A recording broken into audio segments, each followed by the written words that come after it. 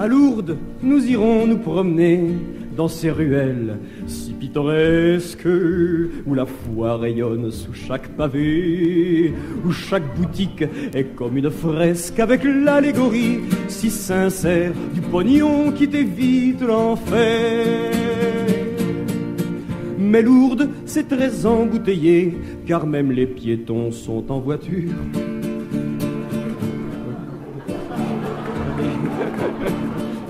Comme ailleurs là-bas pour se garer, il n'y a pas de miracle, c'est très dur à Lourdes. Regarde les curés marcher gonflés comme des PDG. Là-bas pour dénombrer les boutiques qui vendent des bondieuseries, il te faut une calculatrice électronique. Lourdes, on y vend du vent et de l'eau, et ça se vend à des prix catholiques. Sois malade et aboule ton fric. Alors les souffreteux, les débiles, les grabataires, les aveugles, les sourds achètent de la santé puis enfilent. Ils vont se faire bénir dans l'amour de Jésus, sauveur du tiroir caisse des escrocs mielleux qui disent la messe. Des bonnes sœurs putrides et barbues, lèvres... Je recommence.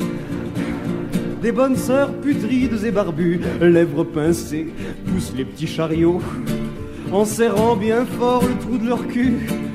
Des fois que le vent leur caresserait le dos, quelle ambiance, à quelle misère, ma mère, je serre mes deux poings sur ma colère. Des trains entiers gonflés de cantiques arrivent à Lourdes, la bénéfique. Ce cancer au flanc des Pyrénées, ça fait rien, vive les miraculés. Ça permet au budget de la santé de disparaître derrière celui de l'armée.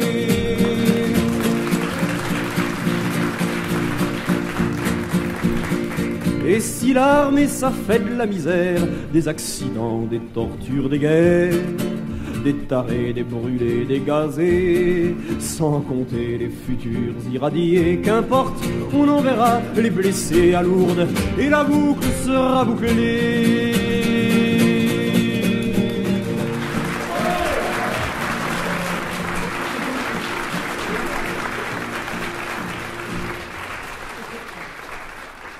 Je t'entends pas beaucoup, hein.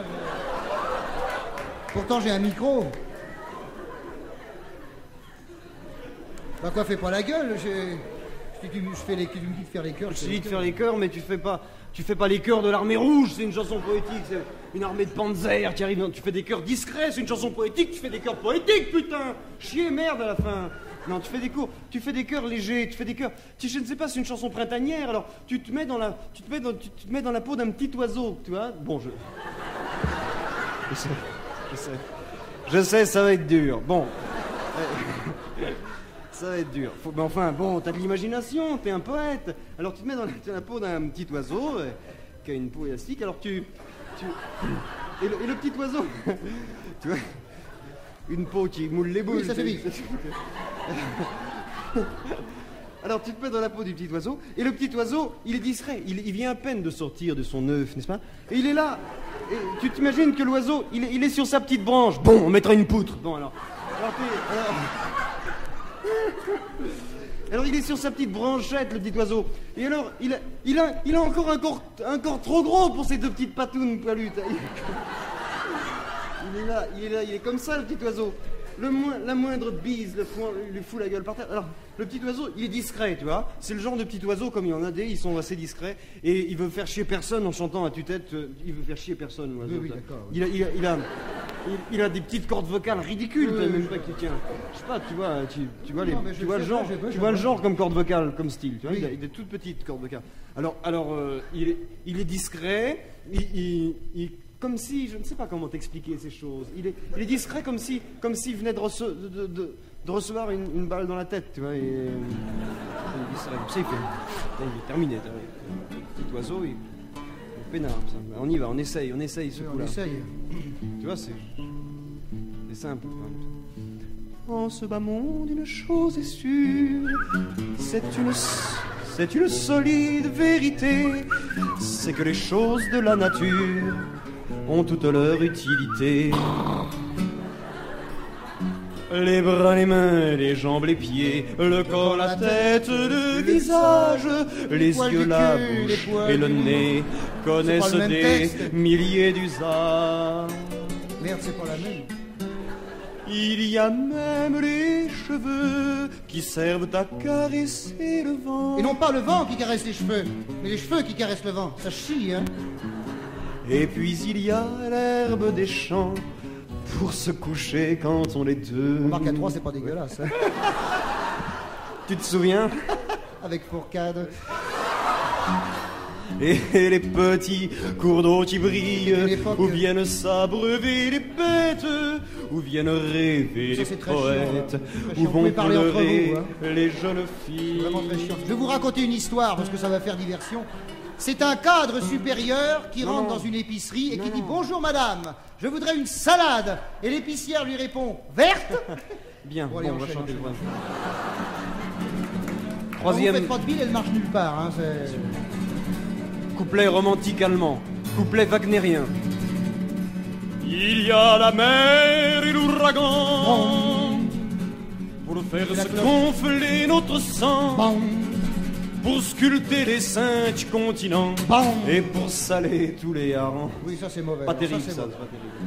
Je suis pas très fier de ce truc-là. Il y a les chenilles de couleur pour amuser les tout petits. On trouve tout à la Samaritaine et allons. Tiens, on va vous faire notre gag. On a un gag. Voilà, ça se fait à 2. Alors, si un jour, pour les fêtes ou les anniversaires, enfin bref, le dimanche, si un jour vous faites chier en famille, pléonasme, c'est plein d'orphelins ce soir. Et alors, vous montez sur la table avec le copain ou la copine, vous soyez un gars ou une fille, ça n'a aucune importance. Montez sur la table. Déjà ça met de l'ambiance déjà. Si c'est Noël, vous n'êtes pas réinvité au Nouvel An déjà. La main dans le froc, comme ça. Vous tripotez un peu.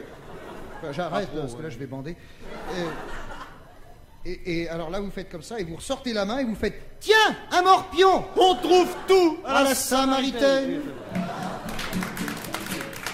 Alors les chenilles de couleur pour amuser les tout petits, la poitrine des filles en fleurs, pour chambouler les vieux assis.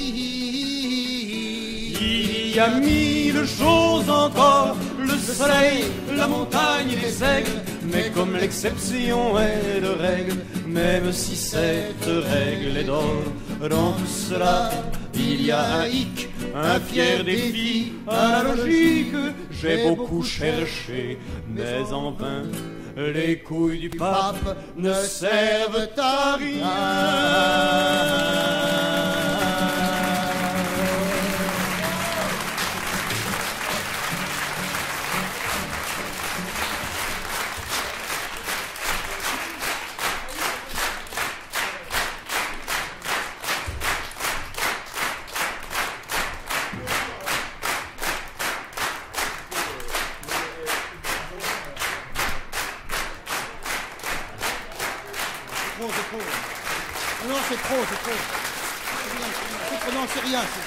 Vous savez, c'est rien, c'est trop, mais c'est trop. Monsieur Bigan, vous m'entendez?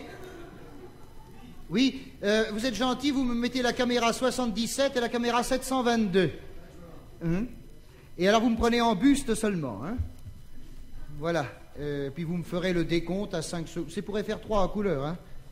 Vous ferez le décompte à 5 secondes comme d'habitude. C'est un peu dégueulasse votre studio, hein? Micro plein de graisse, bravo. Vous avez eu Debré?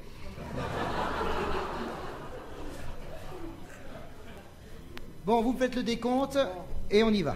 Allez-y. 5, 4, 3, 2, 1, 0. Ah merde.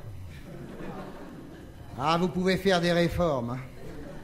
Vous savez, monsieur Bigan, il y a 3 mois, les Martiens se sont posés sur la maison de la télévision.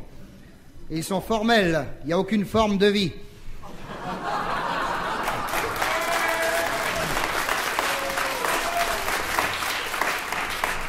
Bon, allez, vous faites le décompte dans le noir, vous allumez après, enfin vous démerdez. Allons-y. 5, 4, 3, 2, 1, 0.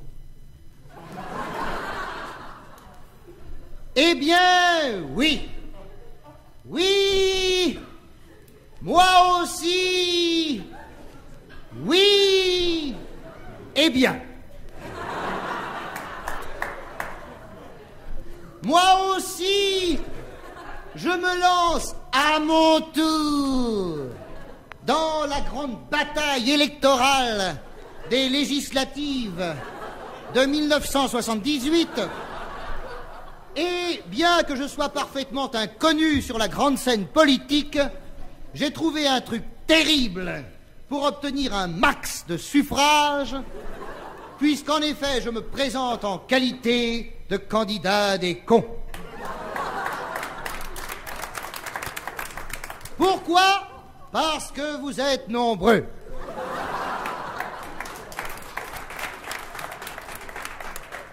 En tant que candidat des cons, je pense piquer autant de voix à la gauche qu'à la droite, ainsi que toutes les voix du centre, puisque le centre est divisé en deux, les cons de gauche et les cons de droite.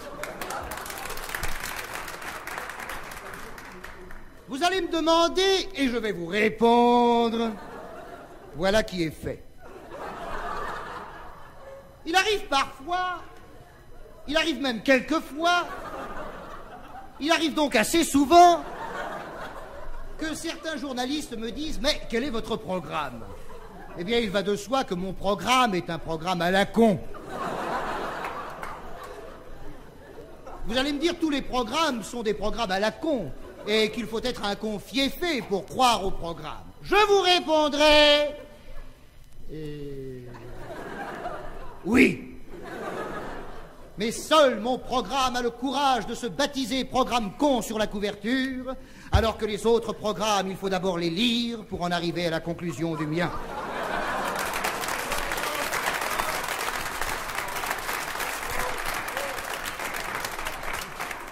Tandis qu'avec le mien, nul besoin de se faire chier le burnous à le lire, ce qui vous laissera du temps pour faire vos conneries, en sachant que je ferai tout pour que vous en fassiez davantage.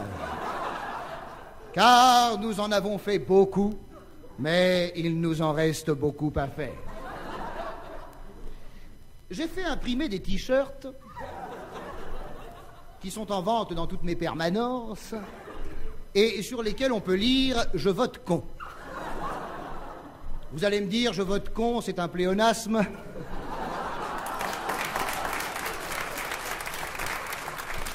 Et qu'il suffirait d'écrire « Je vote » pour que les gens vous disent « Con ».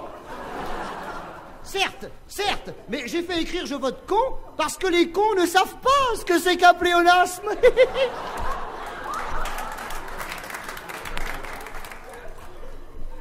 Un con qui apprendrait ce qu'est un pléonasme ne voterait plus, deviendrait intelligent, commencerait à réfléchir, finirait par se gouverner lui-même. Je n'ai que faire des marginaux. Étant donné le succès électoral que je vais remporter, il est possible, il est même fort possible, il est possible même fort, il est possible por fem, que le président de la République se dise, je cite, «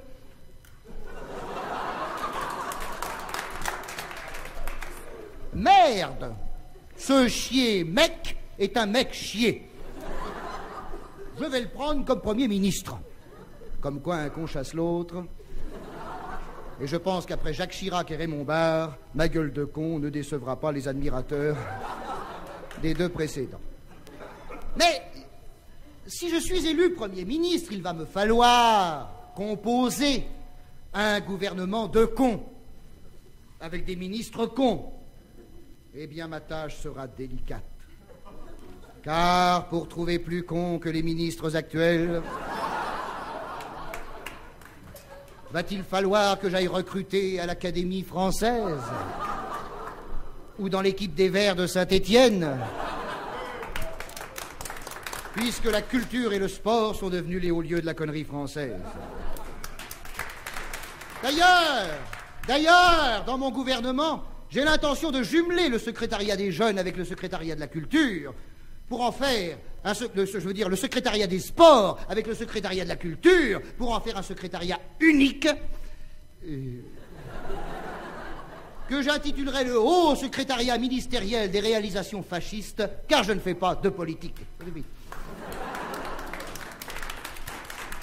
Et, comme tous les hommes politiques, je ne suis pas un homme du passé. Je suis un nostalgique de l'avenir. Cher conne, cher con. Non, c'est un sketch, hein. Vous avez devant vous un homme qui ne demande pas le pouvoir pour le pouvoir, mais le pouvoir pour pouvoir.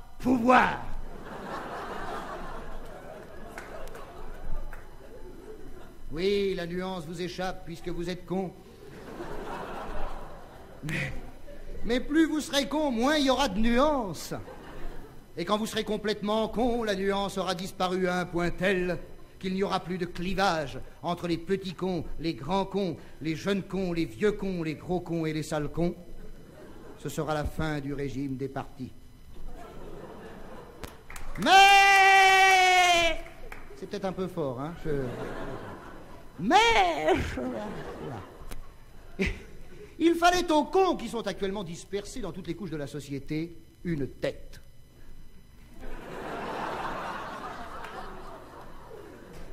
Je vous propose la mienne. Elle n'est pas parfaite, mais avec un peu de persil sous le nez et 1 an d'abonnement à Télé 7 jours, je serai fin con pour affronter les urnes, pour une crance encore plus fun. Mousse avec toi, nous naîtrons, car nous sommes les plus combreux. La répoubelle nous applique.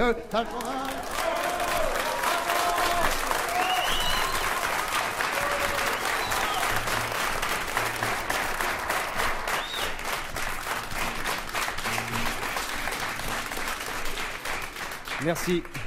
On va vous chanter pour terminer. On va vous chanter une chanson pour terminer, on va vous chanter une chanson d'autant plus authentique qu'on l'a écrite nous-mêmes.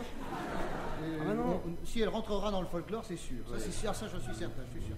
C'est une chanson de marin. Non, c'est une chanson de marin. Oui. Parce qu'on aime bien les chansons de marin, ça évoque le départ. Et pas forcément le retour. C'est pas mal. C'est con pour ceux qui restent, mais enfin pour ceux qui s'en vont, c'est bien. Mais hélas, dans les chansons de marins, il y a toujours les mêmes vieilles conneries, toujours les mêmes poncifs. Moi je dirais des poncifs, plus exactement. Eh bien, par exemple, on trouve toujours dans les chansons de marins le brave marin. C'est rarement un sale con, le marin. Il revient de guerre, il vient de trucider 4000 personnes, c'est un brave marin. T'as toujours brave marin. Et alors, toujours le même vocabulaire, eau, is et eau. Tu vois, toujours le même truc. Pas d'une fois et encore. Alors 15 fois par chanson, oh, is, oh. Et alors, va voir la poupe, si je suis pas à la proue. Tout le bordel. Et à l'occasion d'une tournée en Bretagne, dans Bretagne, on a regardé 1 millier de vieux grimoires environ. Avec ça. Et sur 1 millier de vieilles chansons de marins, on a relevé. C'est pas pour dire du mal des Bretons, hein. La preuve, c'est qu'on habite à Paris. À chaque fois, on a remarqué que le bateau, sur 1000 chansons, 1000 fois le bateau, il revient à Saint-Malo. Voilà, pas à Clermont-Ferrand, ni à Genève, ni à... C'est Saint-Malo. Là, il aurait des excuses, mais enfin, Saint-Malo. Oui. Alors, avec les structuralistes, on s'est demandé pourquoi Saint-Malo. Eh bien, tout simplement parce que ça rime avec bateau. Les mecs, ils se font pas chier. Ça merde pas trop. Ce serait pas Brest, ni Quimper, ni Concarneau. Si, Concarneau, arrête, t'es comme pas, ça. Ah, il est con, ce mec, il fout tout par terre. Tu vas raconter une anecdote? Oui, je vais raconter une anecdote. Comme au Pop Club. Mon cher José Arthur, Pop Club. C'est un être exquis, il raconte des anecdotes. Je vous en prie. Un être merveilleux. Merci beaucoup. Il a eu ce mot magnifique, comme Sacha Guitry en 1932. Il a dit quelle heure est-il? Oui, c'est extraordinaire. On a beaucoup ri. C'est un comédien extraordinaire. Oui. Ça venait à point nommé parce que je n'avais pas de montre. Alors on a beaucoup ri. J'ai bien connu. Allez-y, Patrick Font, allez-y. Vous savez qu'on peut tout dire. Oui, je vous remercie, oui. Sauf ce qu'on pense. Allez, d'accord. Alors, c'était... C'est un être exquis. Oui, merci beaucoup. Foiré. Et alors, on se connaît depuis très longtemps. Oui, c'est vrai, on se connaît, c'est vrai. Vous vous souvenez, à l'époque, on parlait encore en ancien franc. Oui, très bien, les vélos avaient... Si vous m'en parlez pas, arrêtez, je bande. Et alors, c'était... Et on s'en portait pas plus mal. Non. On bandait avec les pneus pleins, c'était très bien. Alors, je vais vous dire... Il n'y avait pas de chômage à l'époque. Absolument, absolument pas. Oui. Allez-y. Ma mère était encore vivante, je me souviens très bien. Et donc, non, alors j'étais à Morlaix il y a quelques années. Morlaix, Côte du Nord. C'est très drôle. C'est une ville. C'est une ville délicieuse. Une ville exquise, oui. Une ville exquise. Morlaix. Vous confondez avec Venise, peut-être. Non, ça fait rien. De toute façon, c'est pareil. Autant de flotte. Et je rencontrais un marin. J'ai rencontré un marin qui me dit... Un être merveilleux. Et délicieux, exquis, j'avais bien connu. Un ancien marin, oui. Qui parlait d'ailleurs, lui aussi en ancien France, c'était très drôle, on a beaucoup ri. Et il me dit... Vos gueules, alors il me dit, tu vois le bateau qui est échoué là-bas, je regarde là-bas, je regarde effectivement le bateau, vous ne voyez pas parce qu'il était échoué. Ça devait être merveilleux. Oui, très merveilleux. Un comédien extraordinaire. Beaucoup ri. Un ancien marin, franc, marin. C'est... Un marin avec des pneus pleins. Oui. Voilà. Qui bandait en ancien franc. Alors, il me dit, taisez-vous, vous allez rire. Et alors... taisez-vous. Alors, il me dit, tu vois le bateau qui est échoué là-bas, hein, ce n'est pas à cause des récifs ni des coraux. J'ai trouvé ça déjà très drôle en soi. C'est parce que les marins, écoutez-moi, quand ils rentrent chez eux, craignant de retrouver en rentrant chez eux une certaine contrainte conjugale, pléonasme. C'était très fin. Je m'excuse s'il y a des couples parmi vous, je ne peux pas. Les marins donc vident la cale, n'est-ce pas, et toutes les boissons alcoolisées se bourrent la gueule avec. Et le bateau, le chalutier, fait comme ça, à gauche, à droite, comme s'il avait des clignotants beige, un coup à gauche, un coup à droite. Alors, le bateau coule, et comme dit Théodore Botrel, que j'ai bien connu d'ailleurs, écoutez, mon cher François Paris, vous voulez dire par là que la majorité des naufrages ne viennent pas des récifs? Absolument. Mais viennent du... Ils viennent de bourrer. Ils sont bourrés. La majorité des naufrages viennent bourrer la gueule à mort. Comme la bagnole, quoi. Oui, comme la bagnole, c'est la même chose. Et alors, mais quoi qu'il en soit, comme disait Théodore Botrel... Ça allait être exquis, oui. En ancien franc. Oui, bandé à Morlaix, et qui me... C'est une mort, c'est quand même une mort. Ah oui, c'est une... Donc c'est une fin. C'est une fin. C'est une fin en choix. Et sans jeu de mots. Qu'est-ce qu'il devient, lui? Ça va, très bien. Et c'est une mort, c'est une fin.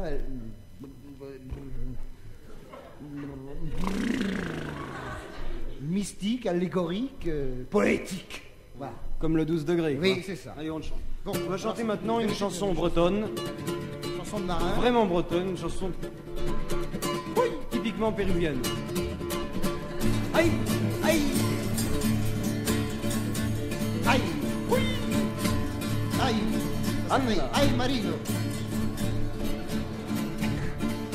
Quand on s'embarque en mer Madoué, il convient d'emporter tout au fond de son havre-sac la bouteille de cognac avec la gourde de whisky pour le mal du pays. On me pardonne si j'atteins l'honneur de nos marins. On me pardonne si j'atteins l'honneur de nos marins.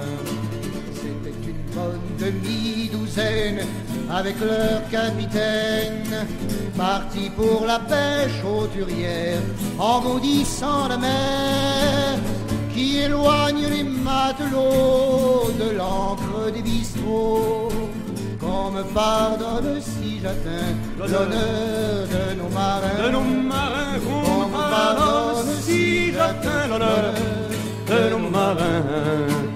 Mais quand on a noyé son père, son beau-frère et son frère, loin d'être sensible à l'intox de l'océanonox. C'est le ressac. Ah bon? On donnerait tout Victor Hugo pour un verre d'apéro. C'est la corne de brume. Oui, la corne de brume, oui. Qu'on me pardonne si j'atteins l'honneur. Il y a du brouillard au lieu de mettre la... de nos marins, très bien. On me pardonne si j'atteins l'honneur de nos marins. Bien, c'est à toi de chanter maintenant. Après 5 ans... Après... Oui, bon, ça va. C'est le sac. C'est marée basse, arrête. C'est le ressac, maintenant c'est le sac. Maintenant.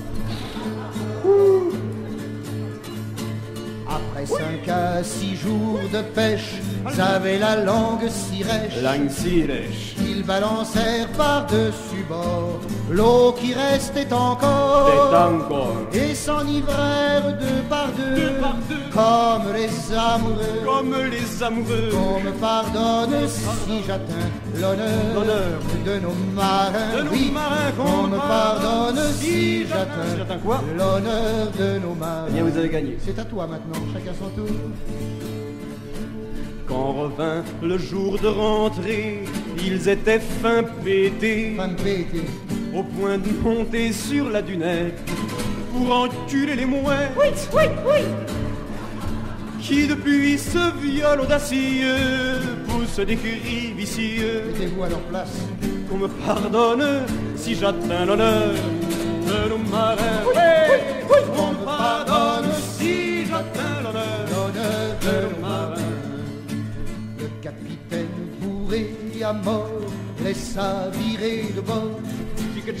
Le chalutier qui vend debout se coucha d'un seul coup. Aïe aïe aïe. C'est une belle mort en vérité, la belle de Cadix, que de mourir peinté à des yeux de velours. On me pardonne si j'ai de grands vœux l'honneur de nos marins péchés. On me pardonne si va les traire et nous emmerde plus. Vas-y, je fais le mort. La veuve a pleuré sur la digue d'Ondaine. Et le curé prodigue du cul, on se prend la gueule, vient d'assommer quelques poissons à coups de goupillon. Mais le vent qui rapporte au guet les bouteilles consignées me pardonnera si j'atteins l'honneur de nos marins. Me pardonnera si j'atteins l'honneur